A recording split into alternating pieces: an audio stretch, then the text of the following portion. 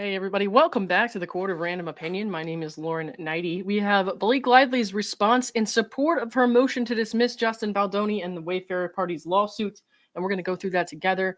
As always, I'm now doing short recaps of these in the mornings, the day after they come out, but if you want the scoop and you want to go through it with me in real time, I have not seen any of it yet, except for, I opened the document, obviously, but if you want to go through it together in real time and get the news as it's coming out, then stick around. We're going to do that. I was going to have Ellsrich with me tonight, but it came out a lot earlier than we thought it would. So I'm trying to figure out if we're going to stream together later or do that some other time. We'll figure it out, though. Also, my new friend Amy sent me this. It's pretty cool. Yeah, I like that. And it fits like a whole pitcher of water in it. So I'm going to post a link to the website for her. I think her daughter was the one who helped make this as well. Hey, it's Kim. What's up? I was just watching Kim on Popcorn Planet. What's going on? Oh man, I know this is gonna trigger a whole bunch of people because I got like 4 or 5 people who hate when I drink water with ice in it on the stream. All right, let's get into it. We'll give it like 30 more seconds for people to filter in here. Like I said, I'm not used to these being out so early. Usually I have a little bit more time, so I was woefully unprepared. I'm just thankful the filings not at midnight. Man, just wait for these amended complaints, which I'm sure will be coming later on, because last time the amended complaint dropped, I was streaming from midnight to like 5:30 in the morning, and then I had work in 2 hours. I was like, yeah. So give me 1 second, guys. We'll wait just a few more seconds for people to come in.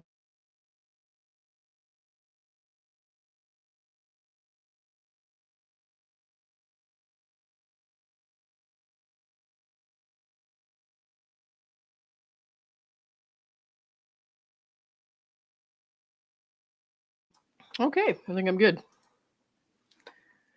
So this is not super long. Like, these are all like 20-some pages, all the responses in support. There's like a page limit to these things. So when I say brutal, I don't mean well written. I don't mean it's good legally. I just mean it's very rude. And I saw the first paragraph and I was like, yeah, okay.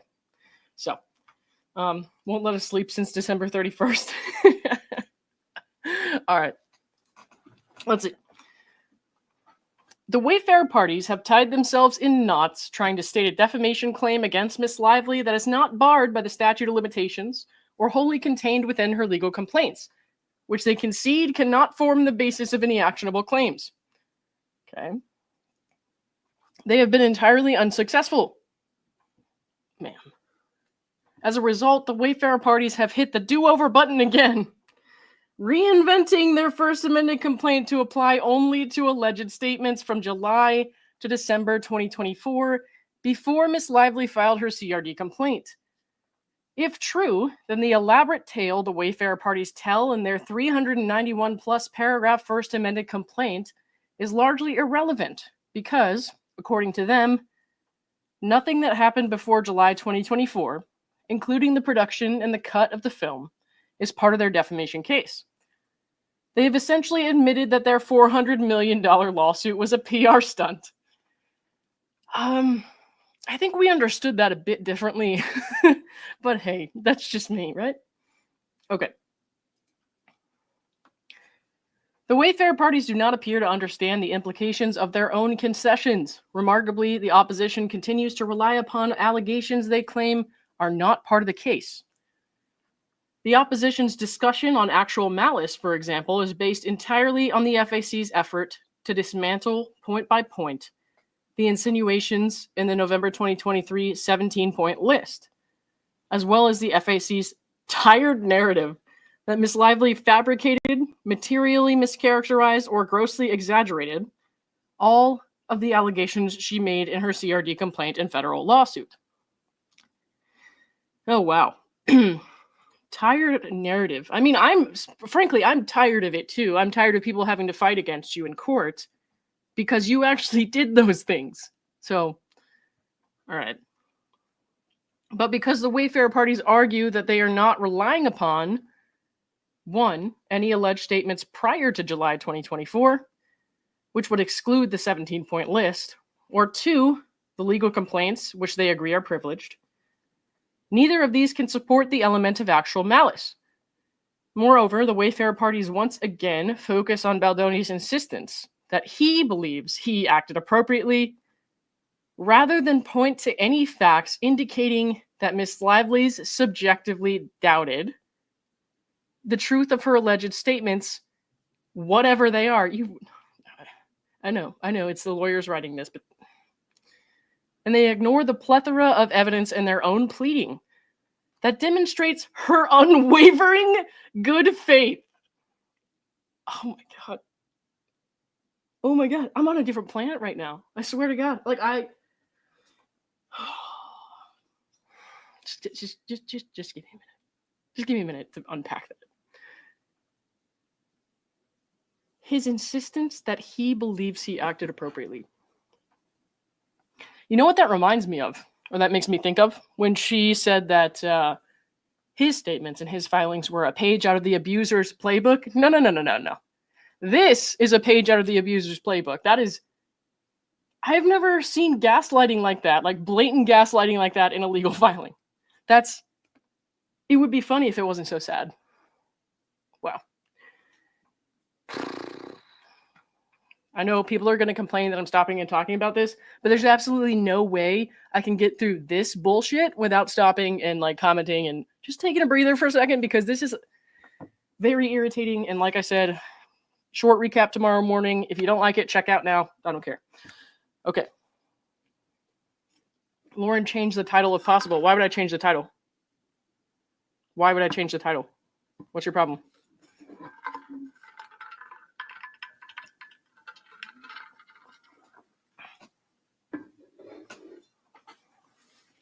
Okay.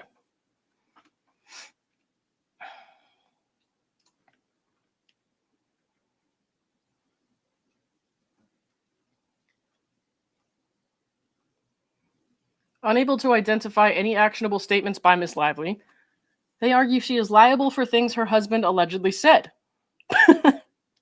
You're joking, right? In 2025, wives are not responsible for their husband's words. You are such a cunt. Like, wow, you're such a cunt. What? How long have we been on this stream? 7 minutes? That has to be a new record. Nothing's wrong with the title. That person can make their own channel and do their own thing. Go get the filings yourself. I don't give a shit. Okay? I'm in the middle of something right now. All right. I know you didn't say anything wrong, Squinty Bubble. Sorry about that. Okay.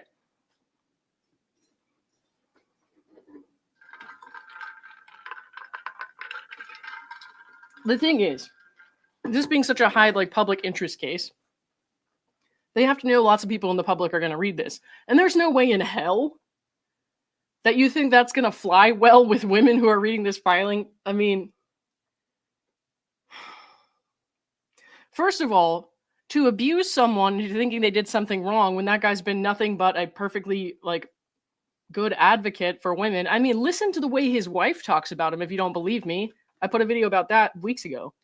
The way that she said he was the first real safe place with a man that he's ever been. Even her own father, wasn't safe for her, and now he is. That's the same man they're talking about in this filing. So, seeing that he thinks his behavior was okay, Jesus Christ. And then to turn this around and try to make this some weird feminist issue again, like, this is not a feminist issue. Yes, the guy has been obviously a feminist, but this court case and what she did has nothing to do with feminism. It has nothing to do with this, like, Me Too movement that was supposed to be there in place to protect people who were actually sexually harassed, sexually assaulted, people who were actually wronged, and will now suffer because of her actions. So feminist, everyone clapped. Yep. Jesus Christ. Most of us don't bring our husbands to work either. Oh, man. Thank you again. It's Kim for the $5 super sticker. And thank you, Trina9852, for the $2. I watch for your commentary. Keep up the great job. Thank you very much. Appreciate it. All right. This is, like, hard to read. Okay. They argue she's liable for things her husband allegedly said. In 2025, wives are not responsible for their husband's words. It is incredible that Baldoni, a person who calls himself a feminist, would take such a position.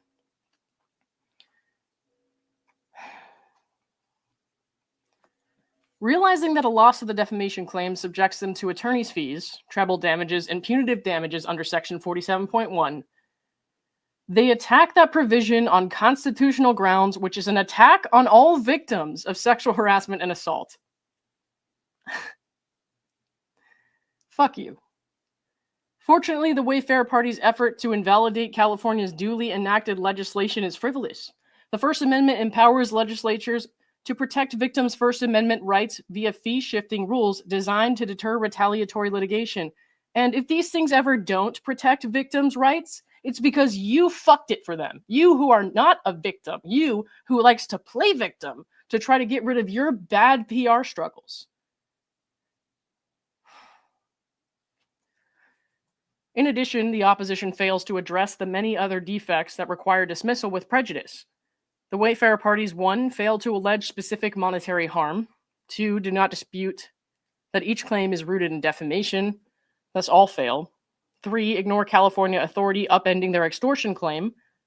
4, improperly plead new facts in the opposition to cure the obvious defects in their breach of covenant claim, which still fails.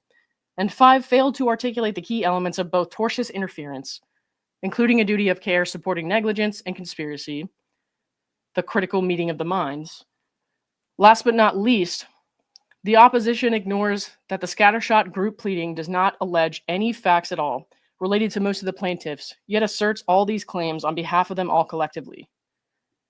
This meritless First Amendment complaint is a classic case of retaliatory litigation, cannot be saved by amendment, and should be dismissed with prejudice. The second footnote here says, the Wayfarer party's request for leave to amend should be denied because they failed to attach a proposed amended pleading as required. Okay. Wow, that's a lot of exploiting going on in the first 2 pages there. Like, that's a fat pile of bullshit. Give me 1 sec. I don't want to, like, shake this in the microphone, so just give me...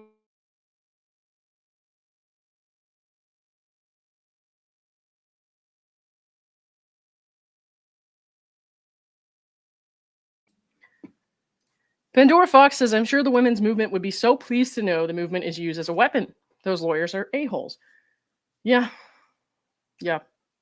So these 2 cases that I've been following, like, and I mean, I've done little things here and there, but these 2 cases, major cases I've been following a lot since I started YouTube, both have some of the same, principal issues, which are a woman is exploiting the legal system based on what I believe to be false claims. And in one of those cases, it's verified false claims. There's a judgment against her now, and she's now trying to take it to the U.S. Supreme Court.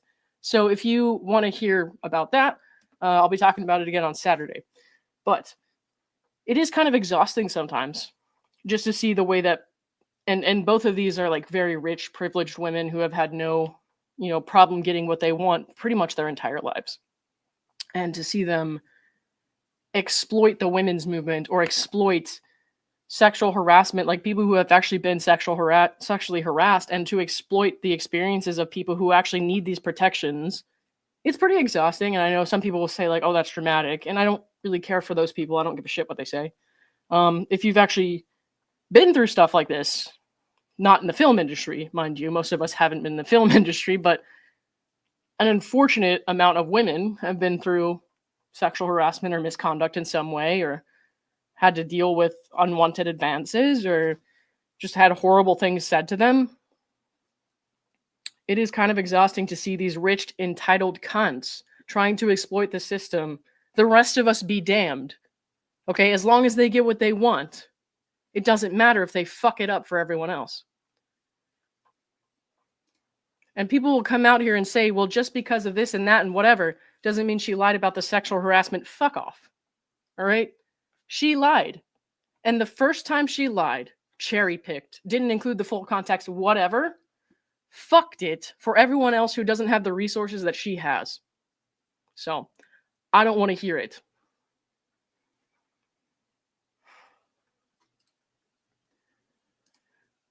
19 Kiddo, thank you for the 5. Just thank you. Well, thank you. I appreciate it.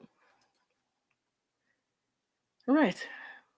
Well, this is unfortunate because, like, I love to make jokes and be lighthearted and all that shit, but, like, when you read stuff like this, it's like, this is actually just sad. Like, this is actually just sad for everyone. Okay.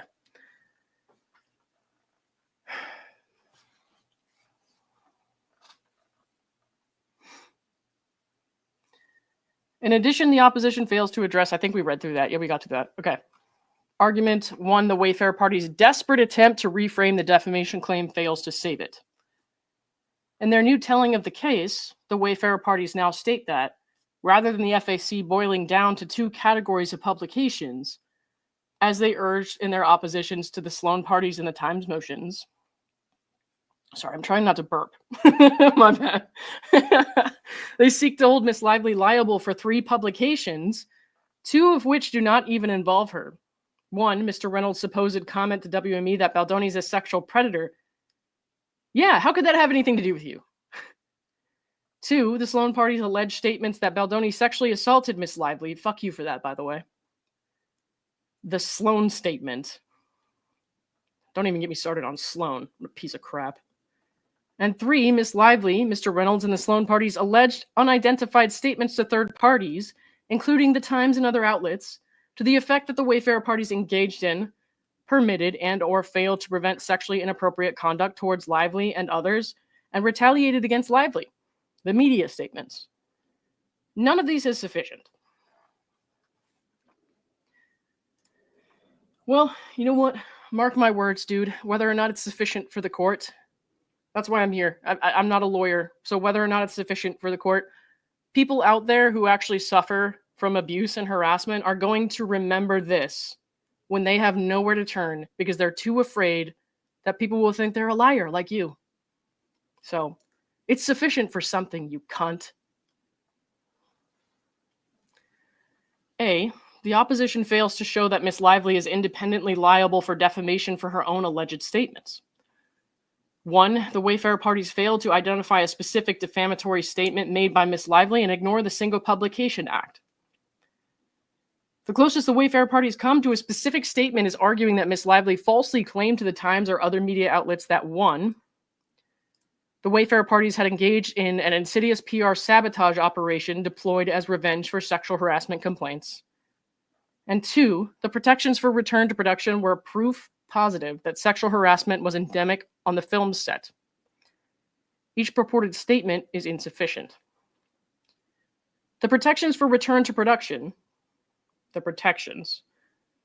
The FAC does not allege that Miss Lively told the Times prior to filing her CRD complaint that the protections were proof she had been harassed, which is fatal to this new theory. Okay. There's a footnote up here that I missed. It says the assertion that Miss Sloan made statements in response to media inquiries without any specifics cannot support defamation. Okay.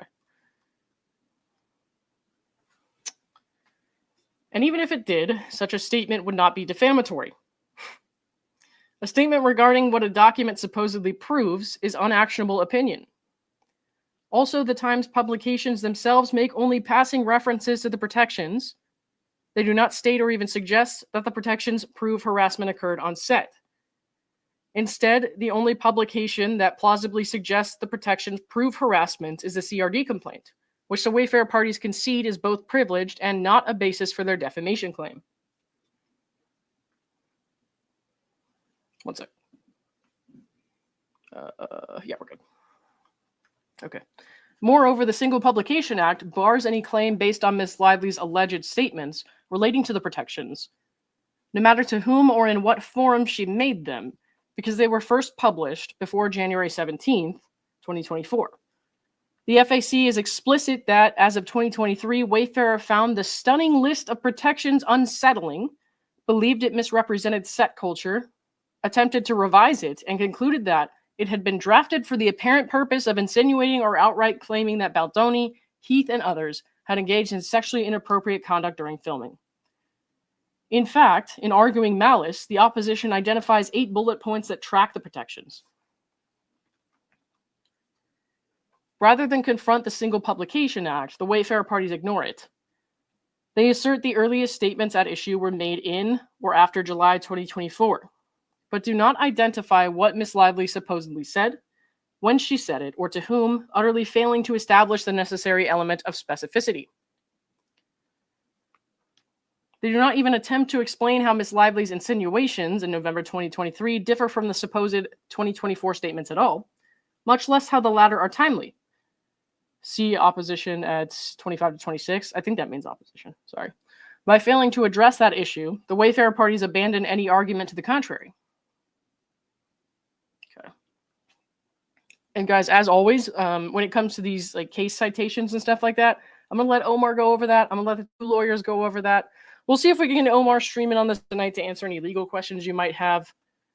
I'm just here for moral outrage. I mean, that's never the goal, but that always seems to be the result with these people.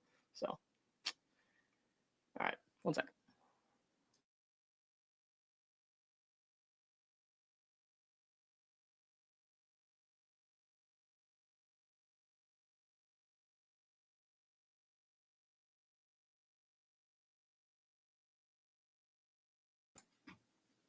All right. Was that today with Ask Two Lawyers? Hey, those guys haven't been on this week, have they? If not, I'm sure it's just because they're busy with lawyer stuff, you know. I imagine that would be kind of a busy job. Okay.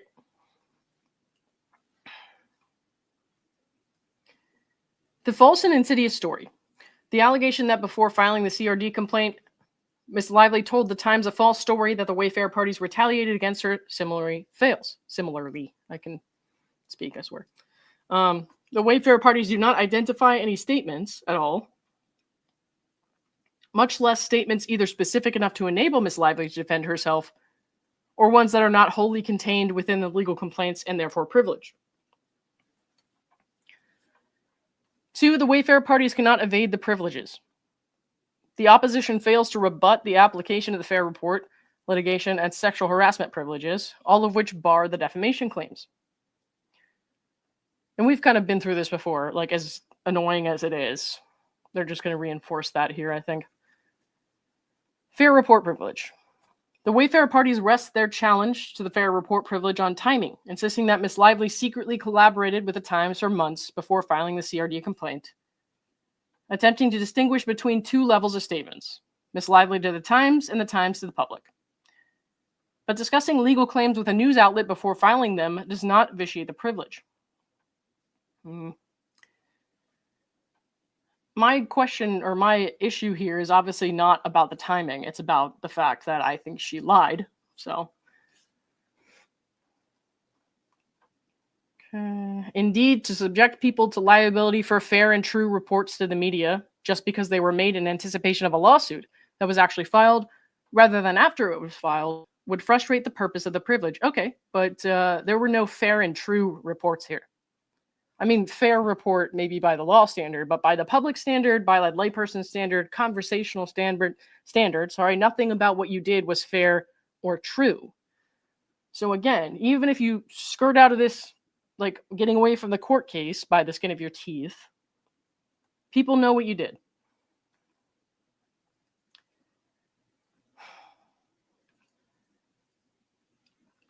Just because we were made in anticipation of a lawsuit that was actually filed rather than after it was filed would frustrate the purpose of the privilege.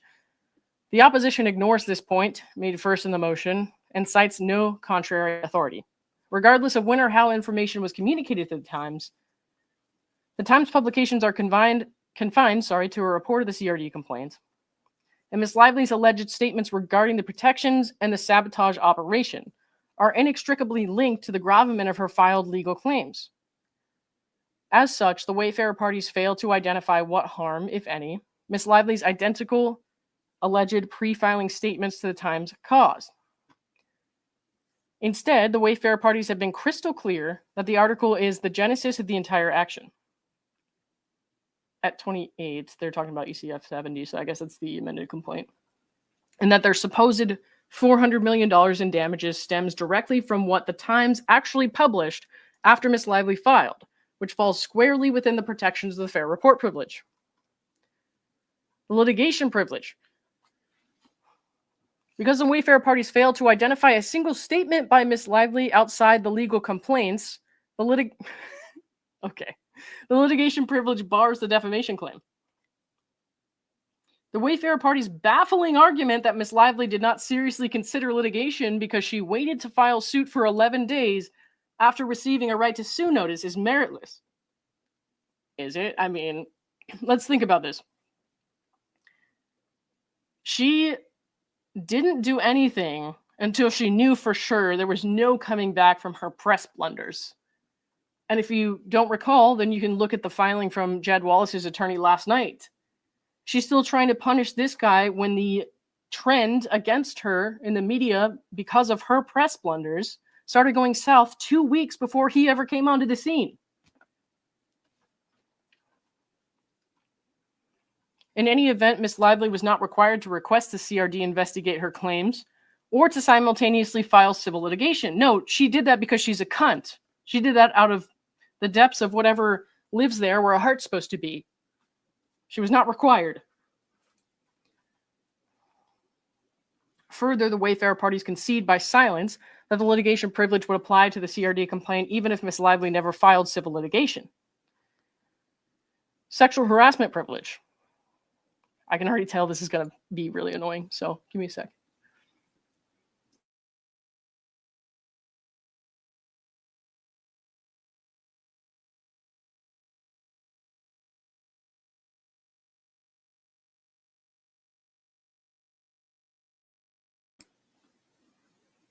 Okay.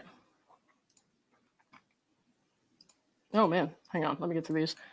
Bren, thank you for the 2. Those of us who live through shit, we get it. Yeah. Thank you, Bren. Amanda Sherbert, thank you for the $5 super sticker. Appreciate you. Cora Lil 1, thank you for the 5. I think you're awesome. Justice for Justin. Thank you very much. I appreciate it. Aubrey Rivera, thank you for the 5. Thank you for being genuine. I think your reactions are hilarious and real. Thank you very much. Appreciate it. And Miss Busted Can of Biscuits, what's going on? You're awesome. No, you're awesome. Thank you for the 5. Okay. Now we can move on. Okay. Hold up. Sorry, Andy was just...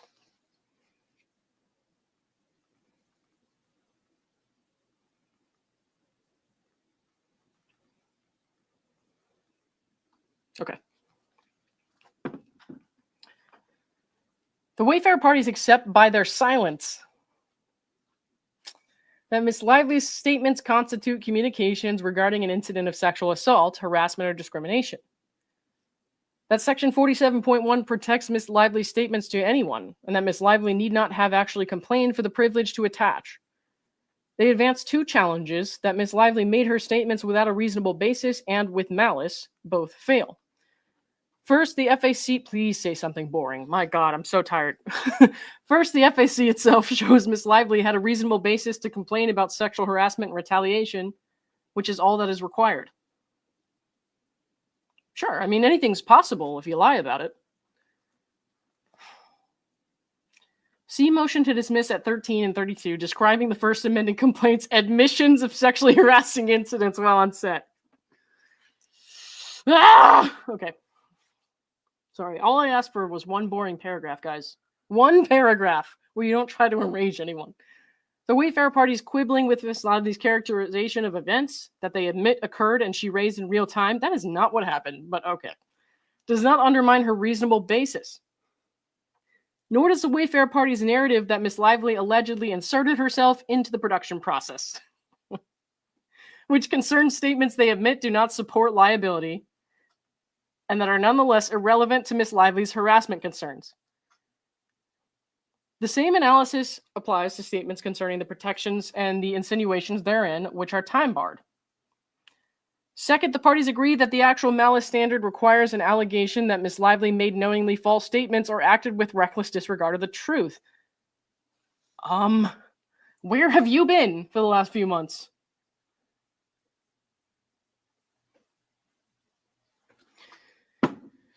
Okay. The Wayfarer parties are unable to defend the First Amendment complaint against this standard and fall back to the same strategy that plagues the First Amendment complaint, generally referring to Miss Lively's accusations without identifying any specific one, and flatly concluding they are all false without explanation. But that fails to establish malice. Okay. Indeed, the Wayfarer parties agree that Miss Lively's allegations describe her own purported experiences, and have conceded via silence that Baldoni and Nathan stated in writing that Miss Lively genuinely believes she is right and that all of this is unjust.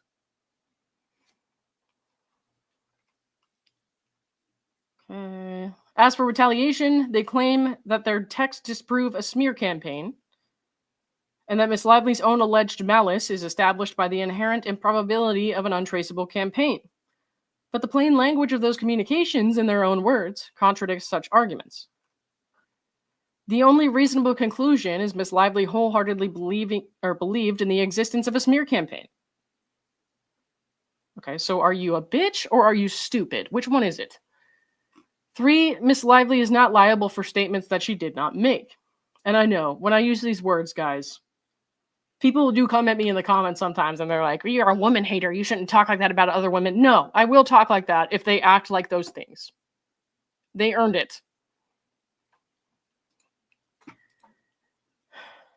I would never go to someone's Instagram page and leave comments like that. I would never confront any of these people. I would never get up in their space or anything like that. But this is my space, right? Not literally my space. Tom isn't here, okay? This is my platform. And I'm going to say what I feel when I read these words, because that's what this person's responses here are kind of eliciting from me. So, Miss Lively is not liable for her husband's alleged statements. Why didn't you just say that in the beginning? Because that's something that would have been way less frustrating. I mean, it's still stupid, but whatever. And another stunning example of Baldoni's faux feminism. I swear to God. Okay. Here's what I want to do. You guys have seen the video, right? The project I worked on where we have lots of your voices, my viewers' voices, who have been through sexual harassment, assault, whatever, who are supporting Justin. And I have to stop and do this right here, because what I want to do tomorrow morning, and I need to say this while you're all watching so you can hear the message, what I want to do is I want to put together a response to this that's just the voices of people who are, supportive of Justin and Wayfarer, who have been through sexual assault, sexual harassment, who have been through these things, because we're not mommy sleuths or whatever. I'm nobody's mom. I mean, I have a dog, but, and it's because we don't support somebody who's exploiting a system that's meant to protect us from people who actually abuse us. And she's trying to take down one of the strongest feminist allies that I've ever seen. So what I want to do is get a bunch of more voices, and I want to put out that video tomorrow with our voices saying, hey, we support you. Because what Justin would do, what Jamie would do, is not to sit here and do what I'm doing. I'm an imperfect person, and I know that we're just very different people. They're not going to sit here and criticize them, do what I'm doing. They just want to support people, right? They want to embrace differences and all that, and they're really good people. But what I want to do is have more voices to put out there tomorrow morning. So if you could, please send me your voice clips here to this email address. I don't want to hear, because this is not what they would want. They wouldn't want us to say anything negative about Blake or Ryan, but just say, if you are a survivor, if you are somebody who's been through abuse, or if you are somebody who has a son or a brother, a husband, whoever that's been falsely accused of horrible crimes, please send me your voice in support, and I will put that together. Send it to this email right here. I'm going to pin this comment, okay?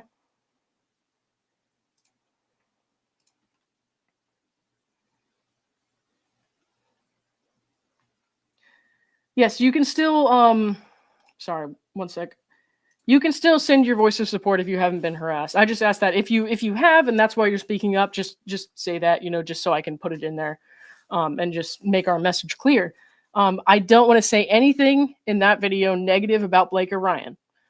Nothing negative about anybody, just in support of Justin, just in support of Jamie, Wayfarer, Steve. I don't want to leave anyone out. I want to make sure they all know like, hey, we hear you, and hey, we want to stick up for you, because this man, he sticks up for us, whether you knew it or not. He's out there trying to make the men of this world better.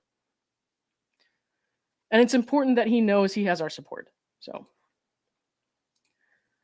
yes, Omar, if you would be willing to stream this with me later to answer legal questions, please text me and we can do that.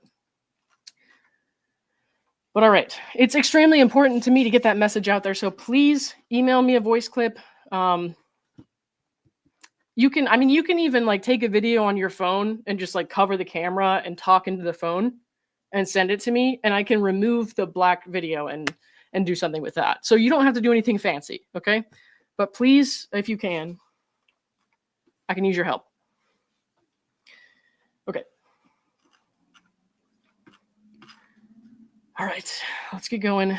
Let me take one more swig of this nice water bottle. I'm going to plug this again. My friend Amy made for me. This is not a sponsored thing, but like she sent this to my P.O. box. So I have a P.O. box, guys, and I had somebody else sent me some socks with bacon and eggs on them, which is really cool. And Amy sent me this water bottle. I don't want to say the other person's name because I didn't get permission and I don't want to dox or out them in any way.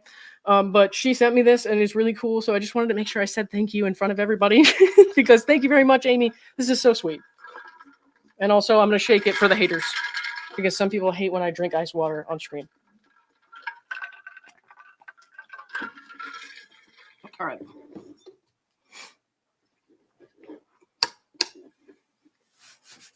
Okay. Omar, I got your text. I will text you back as soon as I'm done here. And we'll work it out because, guys, I think I'll stream with Omar tonight. So that'll be cool on his stream. And I'll post about it later. Anyways, back to the filing, which is not infuriating at all. Okay. And I'm just going to start over here at I. In another stunning example of Baldoni's faux feminism, he argues that a wife should be liable for her husband's statements. Nobody ever fucking said that. Ever. Fortunately, that is not the law today. I mean, they're making it sound like they think that, you know, like Ryan owns her or something because she's his wife. No, your plantation wife did not, in fact, make you a slave to your husband. I know that could probably be confusing because it was a plantation and all, but no, you're a privileged white chick. Shut up. Fortunately, that is not the law today. And I hate identity politics, guys, but the way that they just... it gets to me. It gets to me to the point where I'm like, you have no problems in this world. You are a rich, hot white lady. I'll be honest, like, she's an objectively beautiful person, and I've said that before. Like, you have all the privilege in the world. Shut your fucking mouth. And if somebody had actually sexually harassed or assaulted or anything to this woman, I would be right here supporting her. You would see the opposite, but that's not what happened because she lied. Everyone can see it if they want to, because some people choose not to read these things. They choose not to follow this that closely, and so they have no idea what's going on. But if they want to, they can see that she lied. Fortunately, that is not the law today. To begin with, Ms. Lively cannot be liable for statements made by Mr. Reynolds that, as a matter of law, are inactionable. Even if the predator statements or any others were defamatory, the FAC fails to plausibly allege that Ms. Lively played a responsible part in their publication. I'll say this again, and I said it a couple nights ago in Ryan's response. The fact that you have to write the predator statements in your filing is ridiculous.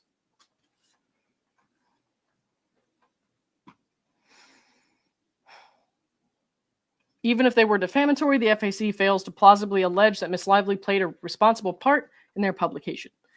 It is also devoid of allegations that Mr. Reynolds acted as Ms. Lively's agent.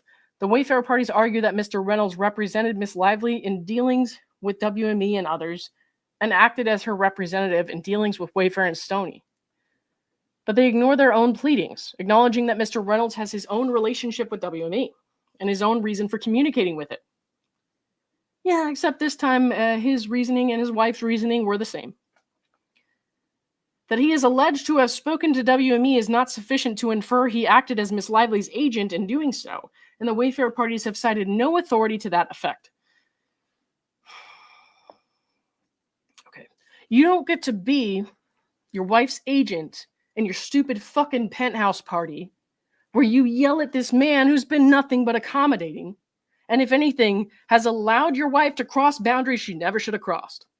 Okay, you don't get to be her stupid fucking agent in that scenario and then later be like, I was never her agent. No, fuck off. In the court, that might fly. To the public, it will not. Not if they know the truth. And the more that this stuff comes out, the more people know the truth, the more people will think that you're repulsive.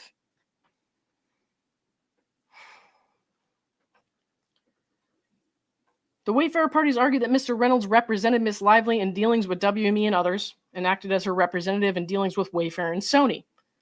Correct.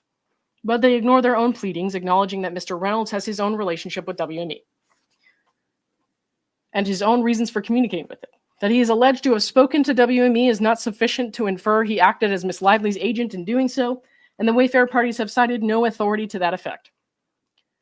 They also failed to explain how Mr. Reynolds attending a single meeting with Miss Lively for support, are you fucking kidding me, creates an agency relationship for all other purposes.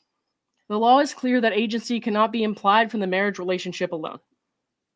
No, but it can if you appoint him your representative for the purposes of that meeting. I'm just happy that I didn't end that sentence in a swear word. Further, while insisting that Miss Lively ratified and made the predator statements her own, the opposition does not allege how she did so, that she knew about or approved them in advance, or was otherwise involved in the publication.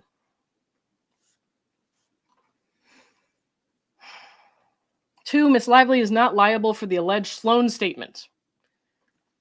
Well, why would Sloan be involved? Her and her woman-owned business. They never should have been dragged into this, right? As if all these other women aren't business owners or somehow high up in their businesses. But hey, fuck it. We got nothing else to say here, right? So let's just put that out there. Because the FAC fails to plausibly allege that the Sloan statement is actionable, it cannot support derivative defamation liability as to Miss Lively.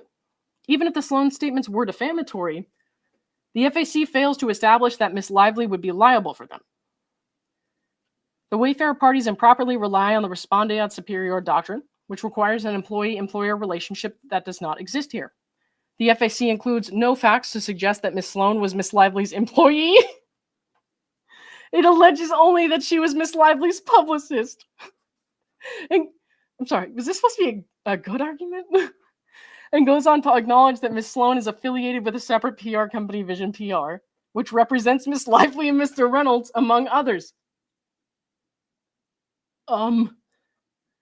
This alone undermines the doctrine's application. Okay. Again, you can play Scrabble with the laws to try to like skirt your way around that. But any normal human being who reads this shit is going to come to the conclusion that, hey, she worked for you. Jesus Christ.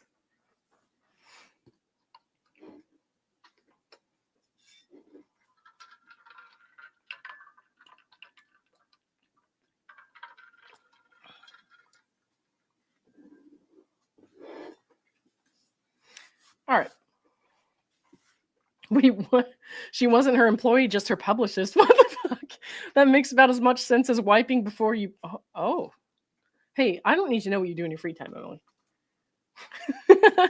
L. Shaw, thank you for the $5 super sticker. I appreciate you. Amanda Sherbert, thank you for the 2. The new water jug. The new water jug. New merch. Huh?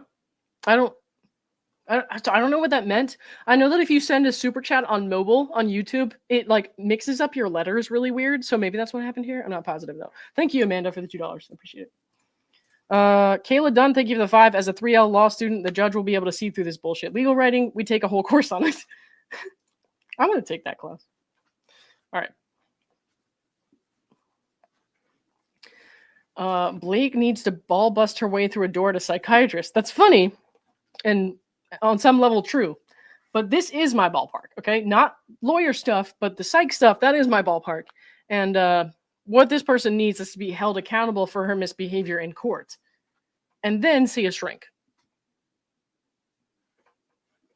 All right, The FAC also fails to assert factual allegations that she played a responsible part or otherwise ratify the Sloan statement. It does not even allege that Miss Lively knew about it. Yeah, I'm sure she had nothing to do with that. Much less that she drafted, approved, or authorized it. Instead, the FAC wrongly credits Miss Sloan as having devised and executed a smear campaign of her own against Baldoni, which, if true, would mean she was not acting under Miss Lively's direction. Again, yeah, sure. Sure. This, in turn, dooms any idea of ratification and conspiracy. Realizing this, the Wayfarer parties instead argue that Miss Lively should have terminated Miss Sloan for making statements that Miss Lively did not, and still does not, even know she made. What do you mean, and still does not? Okay. That is not enough. Okay. B, the Wayfarer parties concede that all causes of action with their gravamen and defamation fail. All right. The opposition does not address and thus accepts that all claims sounding in defamation, whether labeled false light, extortion, breach of covenant, or tortious interference, cannot survive as a matter of law. Oh my God. That statement was so boring, thank God. These alternative theories of recovery are irrelevant and cannot subvert First Amendment protections by artful pleading. Citing no authority, the Wayfarer parties attempt to distinguish the false light claim, arguing that under California law, the false light claim is not duplicative of the defamation claim. That is fundamentally incorrect. Because the Wayfarer parties fail to show how their false light claim is distinct from defamation, and ignore Miss Lively's authority, it must be dismissed. Oh, that was so boring. Thank you. Finally, a paragraph that doesn't exploit the emotions of people who have actually been victims of sexual assault and harassment. C, the Wayfarer parties still fail to plead the basic elements of extortion. In the opposition, the Wayfarer parties identify just two acts they claim support civil extortion. First, they cite an unknown executive's comment that Miss Lively allegedly demanded an apology from Wayfarer, Heath, and Baldoni, or the gloves would come off. They do not explain how this amounts to a wrongful threat, nor can they, since the Wayfarer parties acknowledge that the alleged requested apology was prompted by Miss Lively's belief that Wayfarer, Baldoni, and Heath were waging a shadow campaign against her. Okay. Second, the Wayfarer party's complaint that Miss Lively allegedly demanded a letter of support for a PGA mark is undermined by their own admission that they were not literally forced to acquiesce, which the opposition completely ignores. These two isolated acts fall woefully short of actions that constitute extortion. Recognizing this, and that the FAC fails Rule 9b, they argue that the exact contours of civil extortion are ill-defined. But this ignores the seminal California case on point, holding that extortion requires a wrongful threat. Okay. And we'll ask Omar about that stuff later. Worse yet, the Wayfarer parties concede that Miss Lively did not acquire money or property through her purported wrongful threats. To save face, they selectively quote from Monix Deposit Company versus Gilliam, and incorrectly claim that acquiring property or money is not required to sustain a claim for civil extortion. But Monix's ruling on this score is flawed, as recognized by a chorus of authorities that have flatly declined to follow its reasoning. Even still, the Wayfarer parties do not cite a single case sustaining an extortion claim where a demand for money or property was not made, much less where no money or property was received. Instead, each of their own cases had a demand for money or property, including Monix, which involved a $20 million demand. Third, the Wayfarer parties do not even attempt to defend their failure to plead damages in connection with this claim, which should be treated as a concession. It follows because the Wayfarer parties do not and cannot claim they were deprived of any property. Dismissal with prejudice is warranted. Okay. D, the Wayfarer parties' admissions doom the breach of covenant claim. Recognizing the fatal defects of their breach of covenant claim, the Wayfarer parties resort to asking the court to consider new facts in their opposition, that Miss Lively's contract granted her the right to consult and approve on certain aspects of the film's production and marketing, and to terminate her performance under extremely narrow and inapplicable circumstances. Okay. Even these new allegations fail to support the claim. 1, Miss Lively was contractually entitled to participate in the film's production, and 2, no specific contractual provision was frustrated. 3, no damages are alleged. And 4, no parties to the contract are identified. These defects doom the implied covenant claim, which cannot be cured by amendment. Each of the Wayfarer parties' interference claims fails. Okay. Give me 1 sec. I need my big jug. Also, guys, if you like this shirt in my background there, Zach Peter is still, they're still for sale, I think, on his website. And 50% of the proceeds go to No More.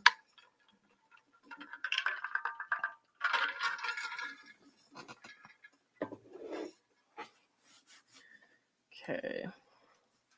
Cat Love Dreaming Peach, thank you for the 2. Thank you, Lauren, for all you do. Amazing work. Thank you very much. Amanda, thank you for the 5. I was asking but you already shared it, was a gift. Oh, yeah. Thank you, Amanda. Appreciate it. Miss Busted Can of Biscuits, thank you for the $10 super sticker. And guys, let me do this right now. Yeah.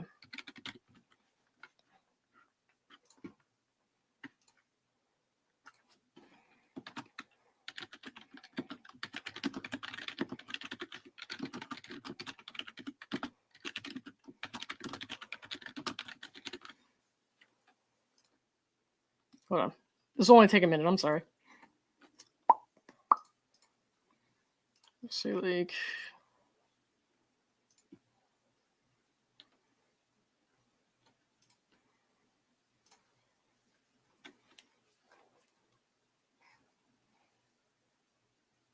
Yeah, we'll do that.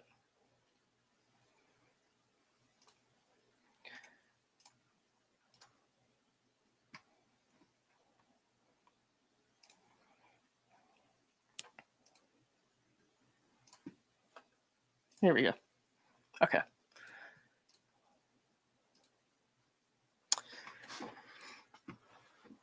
All right, I'm ready to get reading again, but I just had to set up something for after the stream, which I think will help. Fave Books for now. Thank you for the $5 super sticker. I appreciate you. Okay. We'll start here again. Each tortious interference claim must be dismissed. First, the Wayfarer parties do not identify a specific contract with WME, speculating instead that Miss Lively, as a WME client, has knowledge of such a contract. That, however, fails to meet the Wayfarer parties' obligation to plead a specific contract and its terms. The Wayfarer parties are also silent on their failure to allege if, how, or when Miss Lively interfered with the Phantom contract. Phantom contract. What is that, like a Ghostbusters sequel? Damn. Of course, they turn to the conclusion that she is somehow responsible for Mr. Reynolds' comments, and thereby fail the pleading standard. Second, the Wayfarer parties admit that defamation is disguised beneath their economic relationship claim. Okay. See opposition at 39, arguing Miss Lively is at least vicariously liable for defamation. But neither Miss Lively's, nor Miss Reynolds, nor the Sloan party statements are actionable. That aside, the FAC does not allege how these purported statements disrupted the WME relationship, an essential element of the claim. Third, buried in a footnote, the Wayfarer parties acknowledge that a duty of care is required for negligent interference, which they admit the FAC does not directly address. The negligent interference claim should therefore be dismissed. Finally, the Wayfarer parties do not address their repeated failure to plead actual quantifiable damages, so dismissal of each interference claim is warranted. F, the FAC does not plead the existence of a conspiracy. A meeting of the minds to commit a wrongful act is essential to pleading the existence of a conspiracy. The Wayfarer parties failed to do so, instead citing irrelevant allegations about a meeting that did not involve any of the alleged co-conspirators. But that meeting has no bearing on whether, 1, a conspiracy was formed, or 2, that Miss Lively and the other purported co-conspirators understood there to be conspiracy to harm the Wayfarer parties.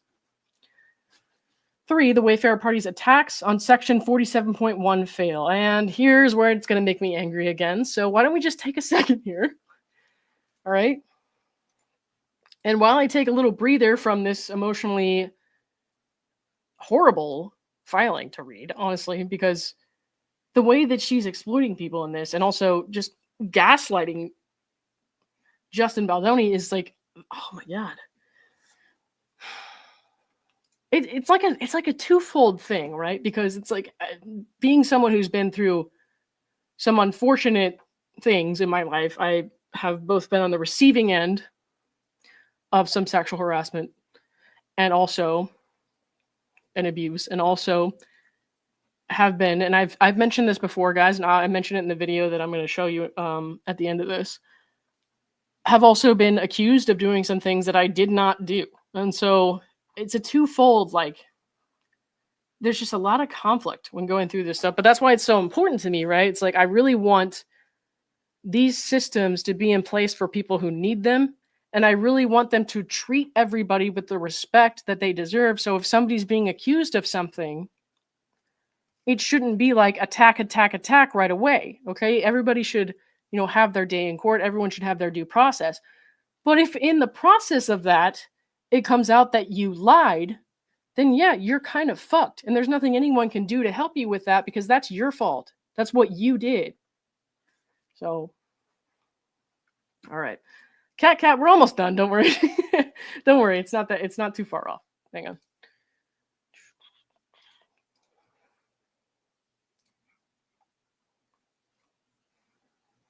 Unfortunately, the title of this stream ended up being even tame compared to what actually is contained in it.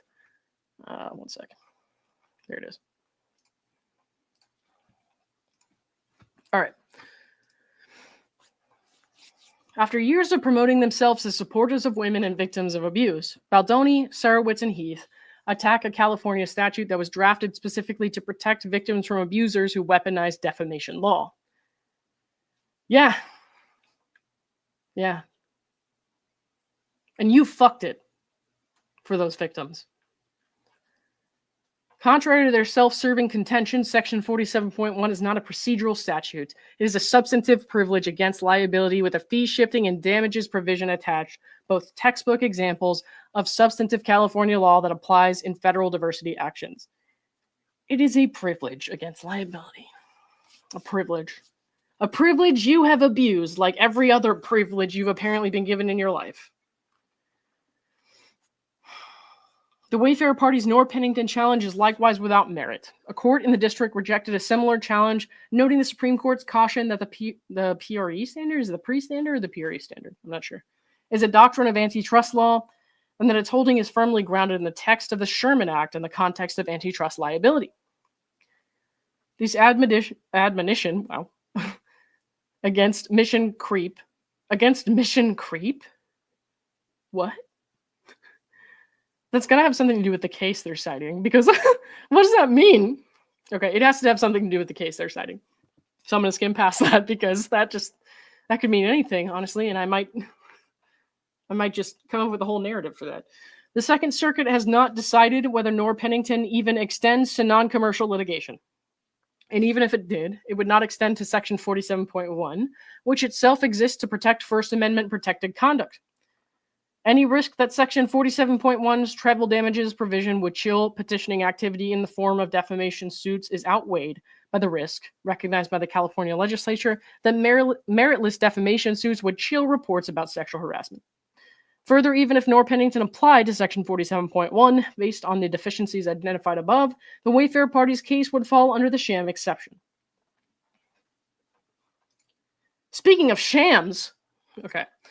Finally, if North Pennington bars Section 47.1 treble damages, which it does not, such a bar would not preclude the independent fee-shifting remedy.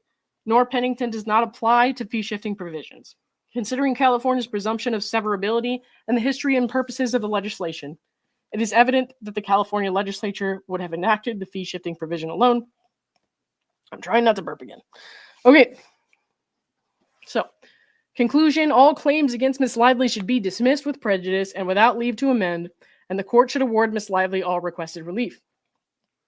So, here's what I want to do, because this filing was terrible. How I want to respond is kind of like this. Here's the project I've been working on, the series I've been working on. I haven't been able to put out the second video yet. Let's see. I'll put these on so I can hear. I want people to send me voice clips that I can use like this to this email. I think I pinned it right there. And again, if you're watching this back on replay, I will pin it in the comments section, but it's also pinned in the live chat, laccurate@gmail.com. One sec.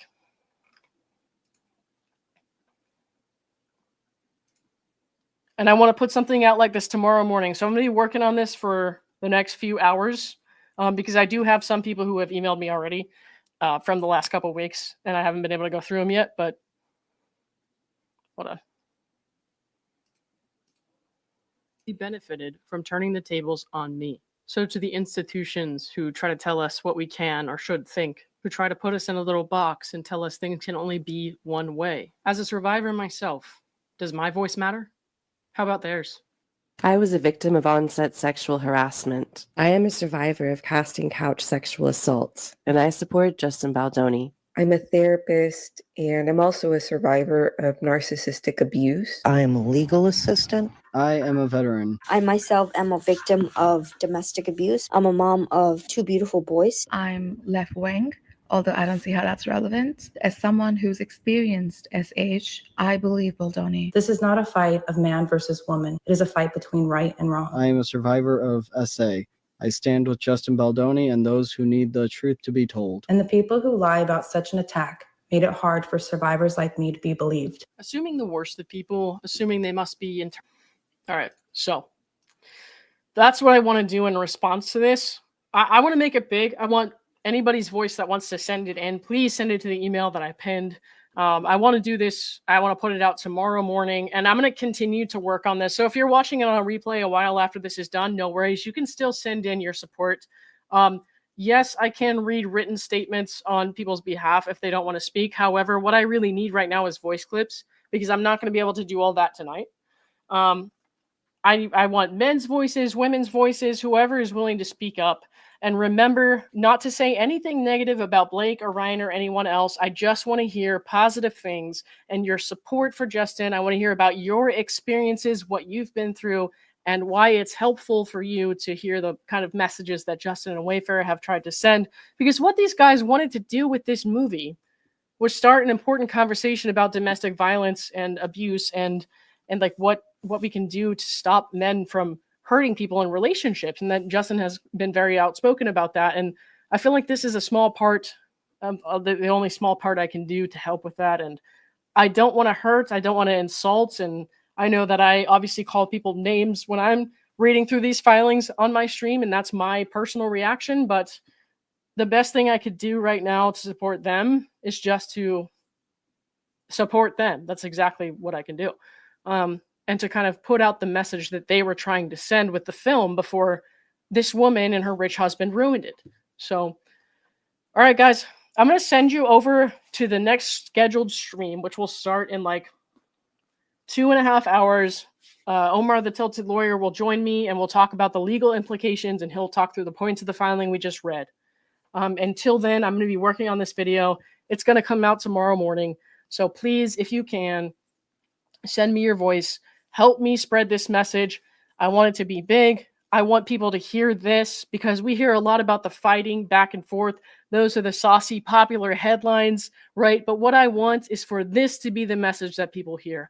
I want people to hear why this man deserves our support, why he deserves the benefit of the doubt. I want it to go big. I wanted to get to Candace. I wanted to get to as many voices as I can. So please, if you can, help me out. Just help me support this man who has done so much important work to support us, even if we didn't know it. So thank you, everybody, and I will see you soon. I'm going to send you over to the scheduled next stream. Hit that notification bell, and it'll notify you when Omar and I go live. Thank you very much. I'll see you soon. Oh, and thank you, Anna Fan, for the 10. Have you filed your taxes? I have not. I should call you. Bye, everybody.